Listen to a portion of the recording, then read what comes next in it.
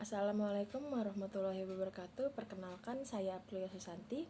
Di sini saya akan membahas untuk materi video keempat, yang dimana pertanyaannya adalah apakah seberapa jauh sahabat memahami dasar hukum dalam penerapan metode Bimba. Oke, di sini saya akan menjelaskan dasar hukum dalam penerapan metode Bimba sendiri itu ada dua macam. Yang pertama adalah hak anak, dan yang kedua itu adalah teori belajar dalam psikologi.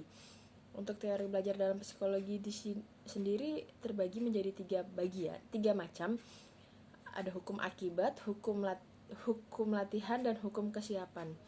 Hukum akibat ini kita bisa menerapkannya dengan cara kegiatan yang menyenangkan yang terus diulang. Dan hukum latihan ini, jika kegiatan menyenangkan tersebut selalu diulang dan kita selalu melatih anak, maka anak akan semakin mampu, anak akan semakin siap. Dan yang terakhir adalah hukum kesiapan.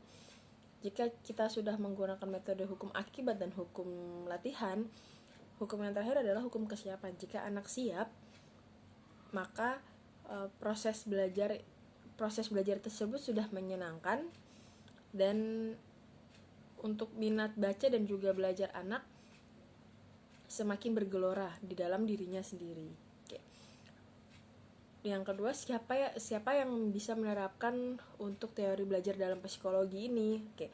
Yang bisa menerapkannya adalah kita sebagai orang dewasa bisa menerapkannya kepada anak-anak, dan kita bisa membimbing anak-anak dengan teori dan dasar hukum metode Bimba ini sendiri.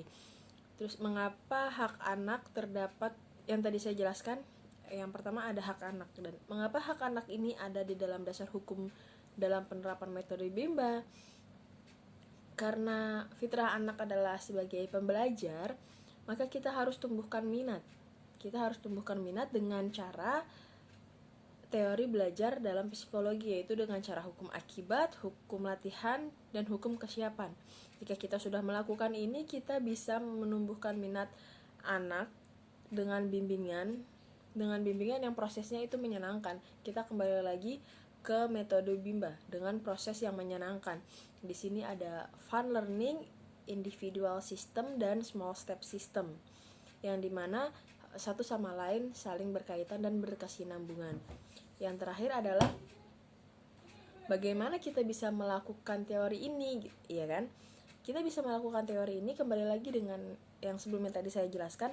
Kita bisa melakukan teori ini jika kita bisa menerapkan metode Bimba, yang dimana prosesnya itu harus 100% menyenangkan. Fun learning, individual system, dan small step system. Kita harus menyenangkan, kita harus memahami anak, dan kita harus mengetahui apa yang anak sukai, apa yang anak pahami, seperti itu.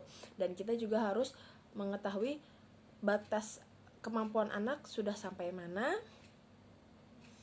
batas kesiapan anak untuk pembelajarannya sudah sampai tahap mana. Jadi kita bisa melanjutkan pendidikan yang ke berikutnya. Seperti itu. Bagaimana?